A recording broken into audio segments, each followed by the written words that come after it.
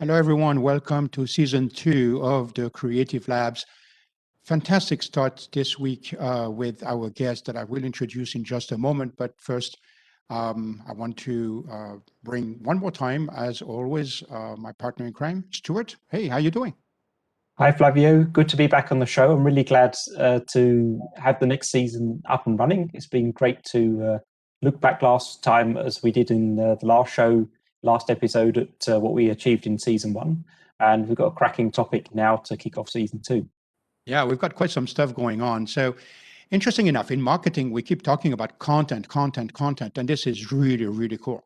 But now, how about communicating the content to the people? And to me, this is something that we do that right now. I mean, we're talking to you through the beauty of the internet, and we're using our voice for that. And voice has characteristics and has potential. It's there's a lot about the voice that we tend to forget about it. We think about what we're going to talk about and how we're going to talk about it, but we might not talk about how our voice is going to carry this. And we have a special guest today with us, Christiana Aloneftis. And Christiana has been we've been kind of talking a few times about how to bring this along.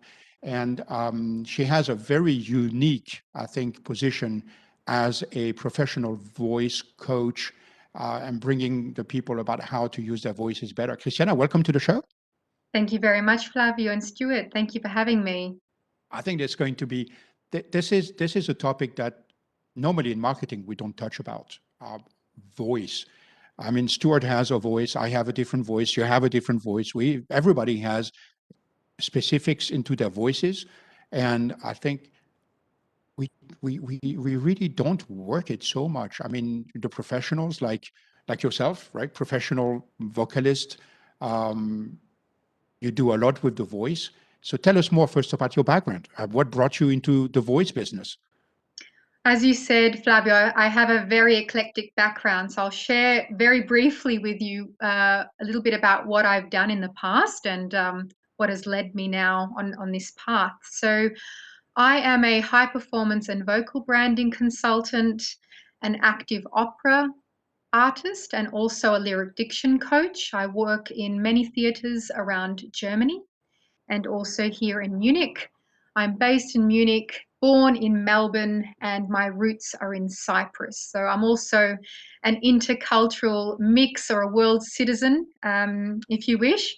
I'm fluent in 5 languages, and I have a double master's in translation and interpretation studies and operatic performance. But basically, the common denominator of all that I do is powerful communication and authentic expression through the mastery of the human voice, which I think in these times is everybody's greatest communicative capital. That's a good point, because I think in the previous episodes, Flavio, we've talked a lot about B2B content and getting good stories together, but we haven't actually taken any time to talk about how we deliver that content at all. And as we've been discussing and sort of preparing for the show, obviously lots of people are working from home a lot more often now, or maybe haven't even actually been into an office in a very long time. There's actually a McKinsey study that's been done recently called The Future of Work After COVID-19.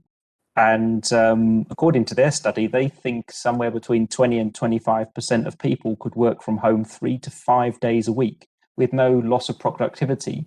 And if that's the case, then obviously, we're going to be living in this environment where we're sort of restricted in terms of facial expressions, reduced gesticulation and restrictions on our voice caused by having to do video type communication all the time. So it's really critical that we take this time to look at what we can do to better use our voices. Yeah, and I know a lot of people that even wouldn't turn on the camera into their video conference, and voice is the only thing that is left, right, to be able to figure out what's the emotion on the other side, or did they get you, or how they communicate. I mean, if I look at Amanda Gorman, who has been that poet that did the opening at President Biden's inauguration, I had a fantastic poem, and the content was beautiful. But the content, without the way that she would have positioned it with the voice, even the expression, would possibly not have had the same effect, the same impact on the people. So, Christiana, how people that are out there that are like us, talking on video conferencing, video marketing, addressing audiences, or being even potentially a speaker, what makes them come and saying, I need help with my voice? Okay, so the prime issue that I saw when I was starting my business and starting this journey with all my clients was that when we dramatically transitioned and life became online and there was much limited coming together, so to speak, in in-person communication, I questioned a lot about whether or not we were at risk of losing our communication skills. And it's a fact that with increased digital consumption, we also decrease our empathy levels. And for me, empathy is connection and relationship. And people were suffering also from the effects of overwhelming screen time, which is something that I'm going to speak about briefly, underperforming in their online meetings because they had never received training how to work in front of a camera, how to interact with a camera. You know, when in the place of that, normally we have a person in front of us. And also, they were presenting quite poorly. They were not aware of how powerful their voice was, whether or not their voice was conveying trust, whether or not they were being judged. And we do judge every single person around us, whether we admit it or whether we do it on a subconscious level. Often when I meet someone and when we meet anybody, we often think, when we hear that person's voice, when we see them as well, we have appearance to judge. That is a primacy effect.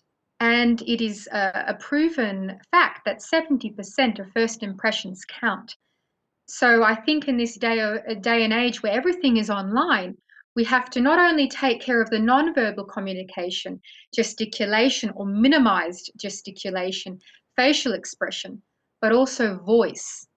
And whether or not our voice is really in line with the message we are wanting to send, with the message we are wanting to convey to our clients, to our other professional members in a team, in a negotiation, in a business meeting. If you are a Moderatorin, a presenter of some sort, so many people can benefit from this type of training.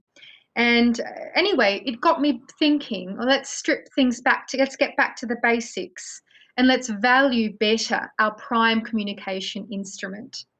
So the human voice is analog in nature, and despite our best efforts to digitalize it or to manipulate it digitally, nothing influences or revolutionizes intentional communication quite like a perfectly equilibrated voice. And that's something that I've come to understand and appreciate that. And you see it on the stage when someone is truly singing with the true color of their instrument. And you see this also in business meetings when you have a businessman moderate the rate at which he or she at the rate he or she is speaking, or change his intonation. Same with women. Now, the people I'm helping, who are they? We have businessmen, businesswomen performing at the highest levels, top management. So members of the international business world. I have presenters and other professional voice users, and I have startup ambassadors who are very keen on sending the right message. Yeah. So I guess there must be sort of like two types of I don't know. I foresee two types of preparation. There's sort of the written down presentation or speech that someone wants to prepare for, where you can actually, you know what you're going to say and you're going to plan your way through it. But there's also the ad hoc discussion, such as a business meeting, where you want to try and command the audience at that time. Is there a different way of preparing for those two different types of situation? Absolutely, Stuart. So they are, as you said, two different skill sets. One is also the way in which we think. We have to prepare and be very, very conscious of the type of message we want to send to our interlocutor, to our audience, to our client. That's one thing. The second part is much more practical. So usually with my clients, I work a lot on the motivation, on their motivation psychology, on what they're thinking, on what words they wish to associate with themselves. Because words have connotations, they have meaning. And when we associate ourselves with certain words, they also tell us something very important, or we tell other people something important about ourselves. So that's part one, looking at persuasion and pre-wasion, I think it's called, psychology and theories as well. The second part is much more practical. And this is what I think can be of most value to people right now, even during this presentation and in general.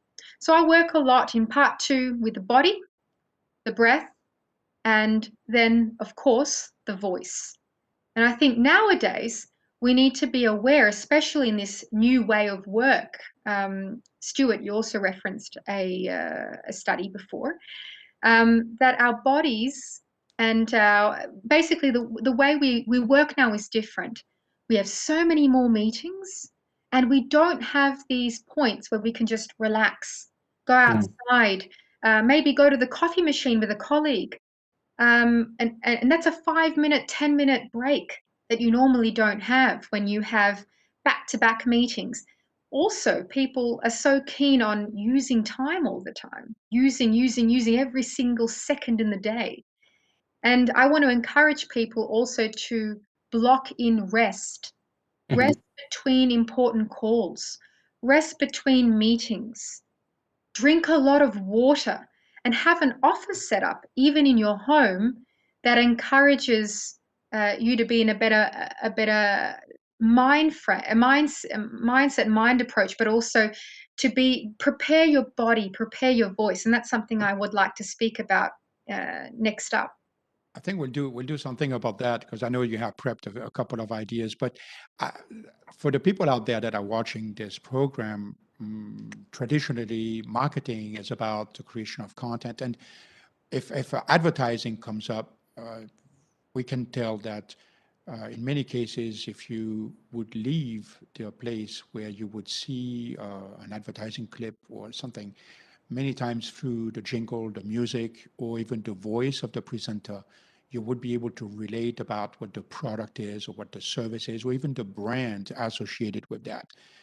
And this is a lot from the standpoint of what we hear, not just only the visual part. Marketing has been very much focusing on the visual, because social media, when you scroll through the different things, the first thing that you see are going to be clips or jingles or GIFs or something that will attract your attention, that would make you stop the scrolling and listen to what is going on. But then the next element behind that becomes the message itself. It can be written or it can be told. But in the case of being told, the situation with voice is very interesting, because now with a lot of tools, you can create your own little jingles at home. You can create your own clips at home. And it's not like you would go and create a big deal about using the voice. Yet, this is what, Christiana, you're telling us, is that instrument. And I love the fact of using the voice as an instrument, like the people that sing a cappella, where they don't even need any instrument with them. The voice is the instrument. They do everything with that. And that brings a whole new dimension into the marketing. And because we always looked at marketing as being complementary between all those elements of communication, voice has to be addressed. And this is probably one that we tend to forget the most. And Stuart, you're writing a lot. I mean, you're coming from the technical writing background. Do you sometimes read aloud what you write, just to listen to it, how it flows? That's a good question. I don't actually verbally enunciate the texts that I write, but I do imagine a voice in my head as I'm writing them, often as I'm reading them. In fact, one of the tasks I have is as a sort of freelance journalistic role, and I often think about those texts as I'm writing them as I did as a kid when I was reading that magazine, because I grew up with that particular magazine, and I've always got that image of a person in my head. I think though that the key place where I've sort of always focused on the voice as part of the marketing delivery has always been in presentations. We did a very good training course at Texas Instruments where we developed some skills to improve our presenting, and it was more of a holistic approach, not just focusing on the voice, but it did obviously look at how we sound, how to make people sound a little bit more excited and a bit more engaged with the material and engaging to listen to. But yeah, I think it's an area that hasn't really been looked at in any detail. And I think that the risk is generally is you end up with a feeling that there are people who are really, really good speakers. There's certain higher management level people I've experienced who say naturally have a deep voice, the Barry White type voice, which is automatically appealing, and I wish I had. And they just seem to, through that particular voice, have the advantage that they command the room just by the first breath, and so you always feel like you're on the back foot compared to a person like that. And there's never this sort of forum or an opportunity, as Christiana offers, to go out there and say, well, actually, we can help to up your game on a voice, from a voice perspective, with the instrument that you have, which I think is lovely. Exactly. And Christiana, I think we're going to bring up a document that you asked that we prepared with you, the voice branding principles. Those are very interesting because we don't think of voice as an instrument, but when we look at that, it is on. And so can you explain a little more about those 5 principles that you have? Absolutely. So just quickly addressing what Stuart said before, I think leveraging your own vocal potential and understanding that it is an instrument, it's a series of muscles, they need to be trained. So even if you do have a Barry White voice, if you don't train it, you lose it. So it's similarly also to language that needs to be exercised, it needs to be practiced. Mm-hmm. And so voice in many respects also needs to have that same put into practice kind of thing, which is why there are a series of exercises to make the most of these 5 principles, which I will now tell you or talk to you more about. So there are 5 key elements about the voice which combine to create your own unique personal voice brand. And I want you to think about this as your own fingerprint. So no one else in the world has a voice quite like yours. No one has the same quality. No one has the same background as you, cultural, mental, emotional. So there are a lot of elements that go into this. The 5 key elements are: number 1, the intensity of voice. Number 2, inflection or intonation. Number 3, the rate, how fast you speak or how slow. The frequency. And last but not least, the quality. So starting with the intensity of the voice. The intensity of the voice is the loudness, and that is measured in decibels.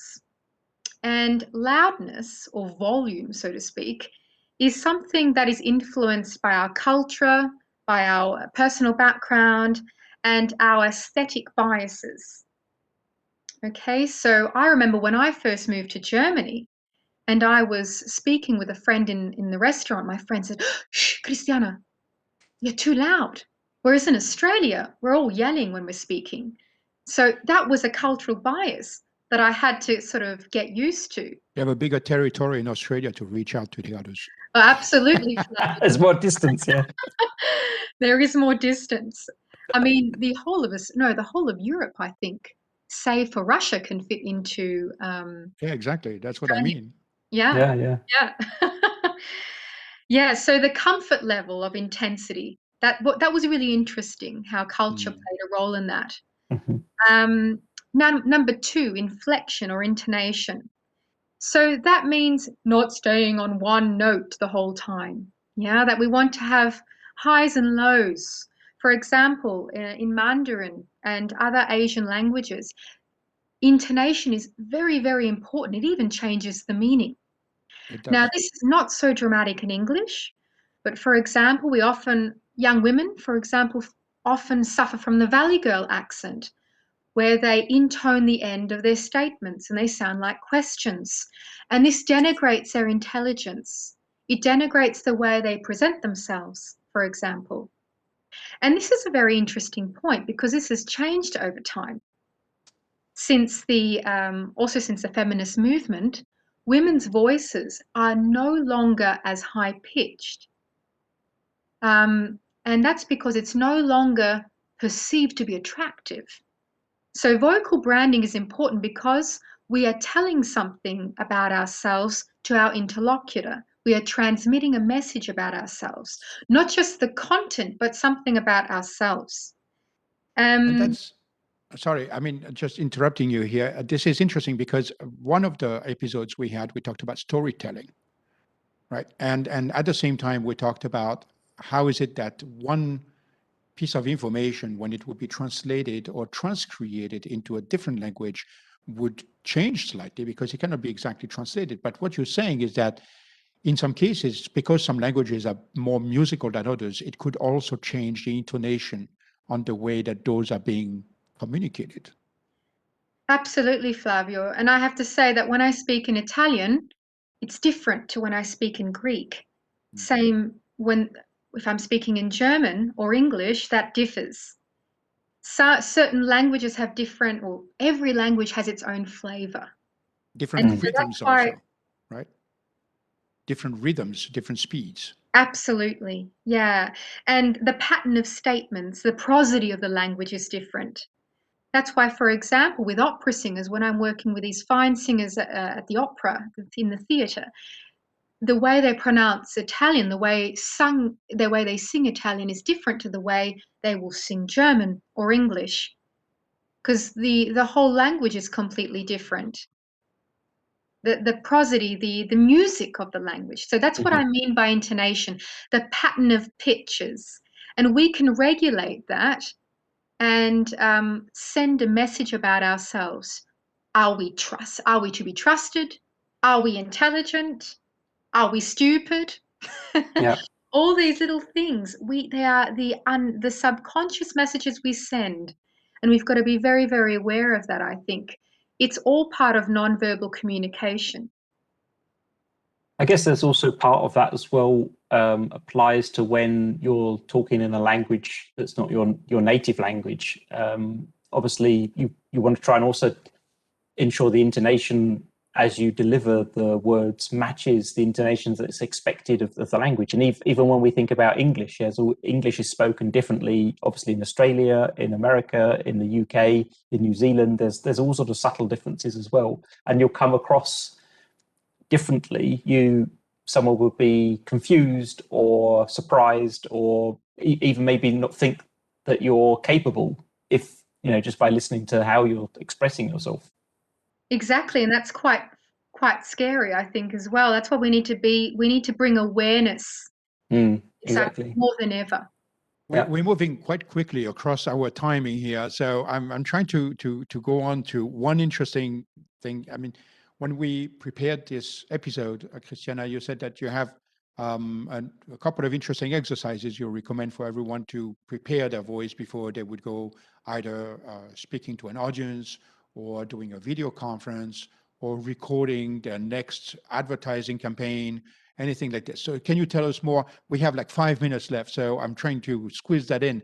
We might have to do another episode about this because there's so much to talk about. So this is really exciting. Absolutely. Well, let me share with you one very easy exercise. It's a vocal adduction exercise to help you close the vocal cords better so that there's no air or huskiness, because although we might think that sounds sexy, over time the cords get very, very tired. So it's very important that the cords close correctly.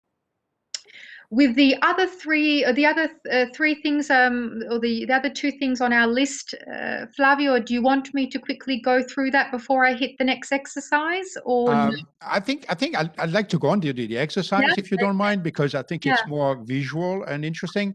And I guarantee we're going to bring you back because there's so much more to talk about the fantastic. voice.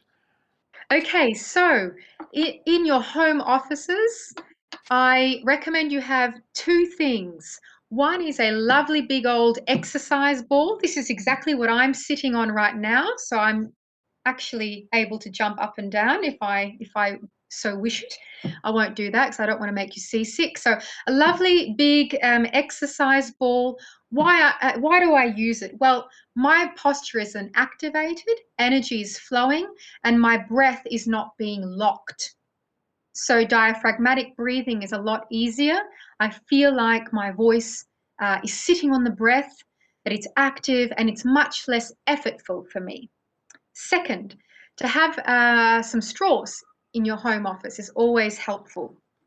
So you can buy them on Amazon, set of metal straws, thin in nature if you wish. There are different widths, but I'm going to go with a nice thin metal straw today in a bottle, 500 milliliter water bottle, and just filled up to the middle here. The straw needs to be 2 centimeters submerged, 2 centimeters under water level, under the surface level. Okay. And we're going to simply blow bubbles, first with no sound, and then we're going to add a very, very gentle sound to. This is going to be fun for everybody listening to this. We have like, let's do like a 30 seconds try. Fantastic. Let me demonstrate. Facial expression and very, very relaxed. No tension in the neck. And as he's Stuart observing. Okay. Can manage that. And make sure that after every round of bubble blowing that you release. So when we release, we're releasing the pelvic floor, the diaphragm, and last but not least, our larynx, our voice box. Well, always told me that when I was little, they always said, stop blowing into your soda or something like this. I think we're back to being like kids right now. We're back to it. That's exactly. And here we're regulating also the stream of air. So make sure that your bubbles are not jumping up and down. You want the bubbles to be very, very calm. Yeah. Okay. Constant stream of breath, and then gently you can add sound like so.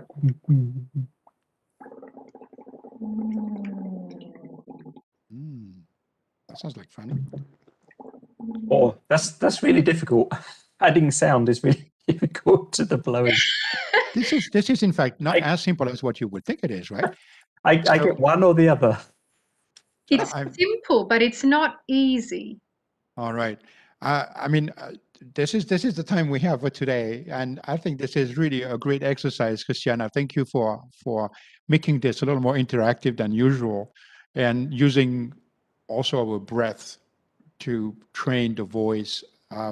So for everybody out there, just key elements to remember out of this, at least, and Stuart, I'll pass it on to you for you to tell you what you remember. But at least for me, clearly is, first of all, voice is an instrument. It's not just granted. For the people that cannot use it, they know what they are missing. So we are happy to have it.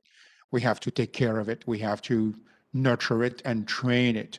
And it is a fantastic opportunity for communicating and learning about how to use. And it's one of those things that we take for granted, which we shouldn't.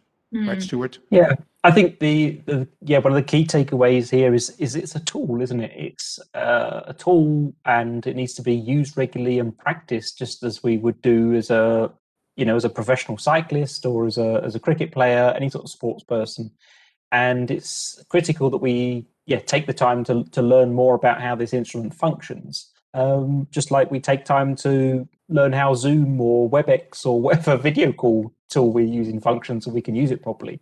And definitely, I think to take a moment back of time to consider what an impact the hearing somebody's voice for the first time has, And, obviously that 70% statistic is quite shocking, really, when you think about it. And it's just to take that small amount of time to consider that full package, that last piece in the puzzle, and really say, hey, it's worthwhile investing in my voice, just to make that good impression, complete the whole picture. Yeah.